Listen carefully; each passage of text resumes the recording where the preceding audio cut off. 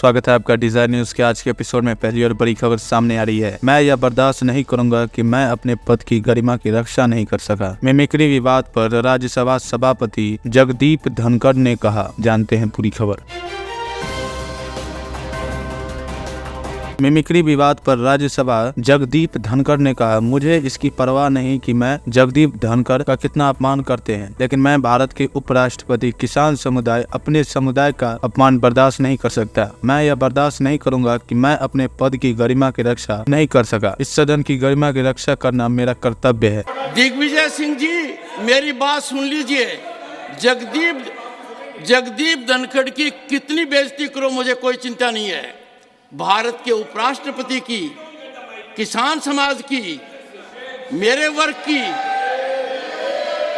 मैं पूरी आहुति दे दूंगा हवन में। मैं खुद की परवाह नहीं करता। मेरी बेइज्जती कोई करता है, मैं सहन करता हूं, खून की घूंट पीता हूं, पर मैं ये बर्दाश्त कभी नहीं करूंगा कि मेरे पद की गरिमा मैं सुरक्षित नहीं रख पाया। इस सदन की गरिमा को सुरक्षित रखना मेरा काम है। इस पद की गरिमा रखना मेरा काम है। अगली खबर सामने आ रही है। मिमिक्री विवाद पर राहुल गांधी ने दी सफाई, जानते हैं पूरी खबर। कांग्रेस सांसद राहुल गांधी ने कहा कि सांसद वहां बैठे थे, मैंने उनका वीडियो शूट किया, मेरा वीडियो मेरे फोन पर है, मीडिया इसे दिखा रहा है, किसी ने कुछ नहीं कहा। हमारे 150 सांसदों को बाहर निकाल दिया गया, लेकिन मीडिया में उस पर कोई चर्चा नहीं है। अडानी पर कोई चर्चा नहीं है, राफेल पर कोई चर्चा नहीं है, बेरोजगारी पर कोई चर्चा नहीं है। हमारे सांसद निराश होकर बाहर बैठे हैं, लेकिन आप उस मिमिक्री पर चर्चा कर रहे हैं। किसने किया, कैसे किया?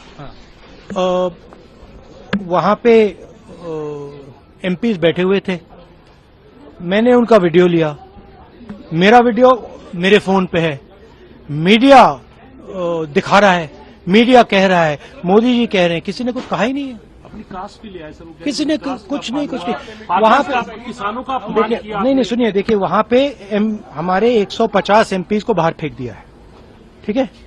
उसके बारे में मीडिया में कोई चर्चा नहीं हो रही है, ठीक है। उनको आपने पार्लियामेंट से बाहर उठा के फेंक दिया, उसकी कोई चर्चा नहीं हो रही है। अडानी जी पे कोई चर्चा नहीं हो रही है। राफेल पे फ्रांस ने कहा है कि भैया इन्वेस्टिगेशन नहीं अलाउ हो रहा, उस पे कोई चर्चा नहीं हो रही है। बेरोजगारी पे कोई चर्चा नहीं हो रही है। हमारे एमपीज वहां पे दुखी हैं, बाहर बैठे हुए हैं, उन पे आप चर्चा कर रहे हो। मतलब थोड़ा तो न्यूज दिखा दिया करो ना, थोड़ा सा आपकी जिम्मेदारी बनती है। अब आप टोटली मतलब एक लाइन पे चले गए तो क्या करें। अगली खबर सामने आ रही है। ओवैसी साहब हंस रहे हैं, मैं भी थोड़ा मनोविज्ञान पढ़ा हूँ। जानिए गृह मंत्री अमित शाह ने क्यों किया असदुद्दीन ओवैसी पर कटाक्ष, जानते हैं पूरी खबर। अमित शाह जब बिल को पारित करवाने के लिए संसद में पेश कर रहे थे, तभी असदुद्दीन ओवैसी के चेहरे पर हल्की मुस्कान आ गई। इसके बाद गृह मंत्री ने उन्हें आड़े हाथों लिया। अमित शाह ने कहा, ओवैसी साहब हंस रहे हैं, मैं भी थोड़ा मनोविज्ञान पढ़ा हूँ। इनके मन में है कि आपने बदल दिया। मैं कहना चाहता हूँ कि हमने राजद्रोह की जगह देशद्रोह का बिल लेकर आए हैं। ओवैसी साहब हंस रहे हैं। ओवैसी साहब, मैं भी थोड़ा साइकोलॉजी पढ़ा हूँ, विज्ञान का विद्यार्थी हूँ। फिर इनके मन में है कि आपने बदल कर रख दिया। मान्यवर, मैं कहना चाहता हूं, हमने राजद्रोह की जगह देशद्रोह की स्थिति रखी। अब ये देश आजाद हो चुका है, लोकतांत्रिक देश है। शासन की टीका तो कोई भी कर सकता है, किसी को भी करने का अधिकार है। इसके लिए इस देश में अब किसी को जेल में नहीं जाना पड़ेगा, चाहे हमारा शासन। मैं फर्क समझाता रहा हूं, जो बड़े कटाक्षमय तरीके से ओवैसी साहब हंस रहे हैं इसलिए, मगर इस देश के खिलाफ कोई बोल नहीं सकता, इस देश के हितों को कोई नुकसान कर नहीं सकता।